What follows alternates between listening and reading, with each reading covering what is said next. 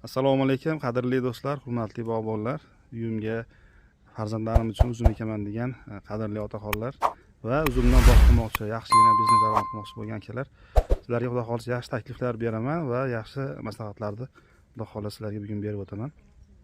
Ko'pchilik asosan bahorda ekiladi bizda bog'larda, ko'chatlari, bog'lar tashkil qilish erta bahor ekiladi, lekin kuzda noyabrda ekilgan ko'chatni erta bahor o'sib ketishi juda ham yaxshi bo'ladi. Shuning uchun noyabrda ekilgan ko'chatni holati juda ham yaxshi o'zgaradi.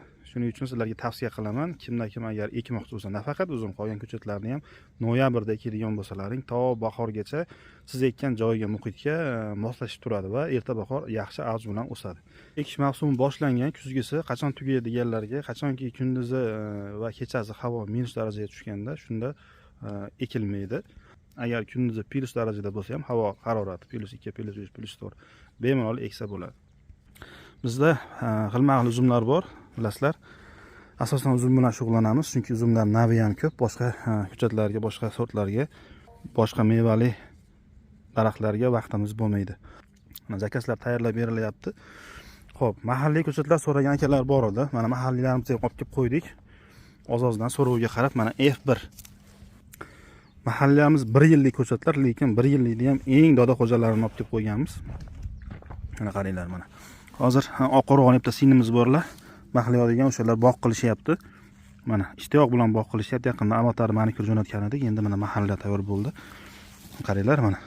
Ildizini 25-30 sm gacha ildizlari boryapti. Juda ham ildizi zo'r.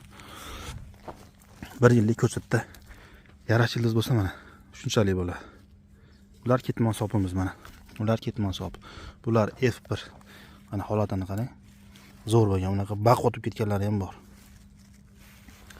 Xo'p, ketmon sopi F1 da aytdim, ketmon sopi. Bu yerda mersimiz bor. Mersdan juda ko'pchilik so'raydi. Merslar ham mana baquvvat bo'lgan, zo'r bo'lgan. Ildizini ko'rsatay sizlarga. Chiqayapti jonivor. Mana tomirlar. Mana qaranglar. Mahallalarimiz hammasi zo'r bo'lgan. Kaltaklari sog'lom, 100% pishgan. Hop, tomirlari juda ham zo'r. Bunimiz mana qoradamizki. Qoradamizki mana zo'r bo'lgan bu ham. Qoradamizki ko'chatini ham ko'pchilik oqtarib yuradi. Mana tomirlarini qarang. Mana. Yaxay bu yarim metrga ketib tomiri. O'ta sifatli bo'lgan mahalliylarimiz. Hop, uzumni navi ko'p, lekin mahallamizda asosan 5 xil. Ya'ni oq damizkimiz bu tarafda, oq damizki, qora damizki, Mercedes, ketmon sopi va F1. Asosan so'rov ko'p bo'lganlarda olib kelib qo'yganmiz. Mana oq damizkilarimiz ham zo'r bo'lgan. Xo'p, aka-ukalar, keyin dastavka masalasi. Vodiy ichida dastavkamiz yo'q. Endi uzoq joylar bo'lsa, masalan, Marhamat yoki Xonobod yoki shunga o'xshagan uzoq chekka tumanlar bo'lsa, kelisha olmasa qilib beramiz. Undan to'lov oldindan bo'ladi. Pulini tashlab bersa, jo'natib beryapmiz.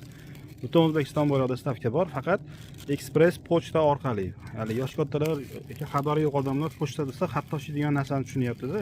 Yo'q, hozirgi pochtalar, xususiy pochtalar xohlagan narsangizni dastavka qildirsiz bo'ladi. O'zbekiston nari chekkasidan bu chekkasiga qarab dastavka qildirsiz bo'ladi. Xohlagan narsangiz, xohlagan buyumingizni. Buni katta kichikligi, kilogrammiga qarab narx chiqarib berishadi. Ya'ni mana shu hozirgi mana o'sha Toshkent viloyati Oqqo'rg'onlik sinimiz mana dastavkasi tayyor bo'lyapti. Xuddi shunaqa qilib chiqarib olganmiz. O'tgan safar ham olib olishgan. Bu 2-3 qavat paketga o'raladi. Ildizi namlanadi, hozir o'rab qo'ydim.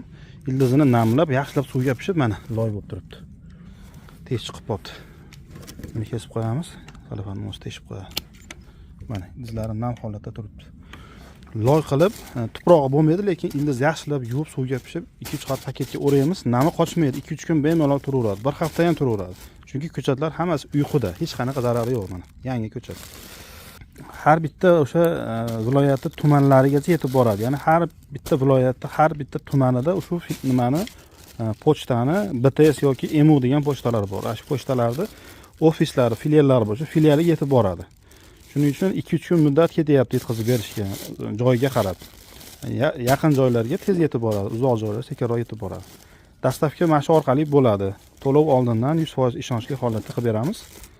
Eng arzoni mana shu pochta bo'lyapti. Masalan, 10 kilolik mana shunaqa katta narsalarni 100 ming so'mga olib ketyapti O'zbekiston nari chekkasiga.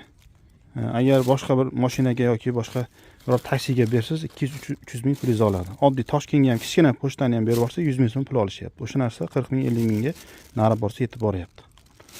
Oson, bizga ham qulay. Pulini tashlab berasizlar, berib yuboramiz. Sizga ham qulay, xohlagan vaqtida borib olasiz. Shu yaxshi bo'ladi. Sog' bo'linglar, salomat bo'linglar.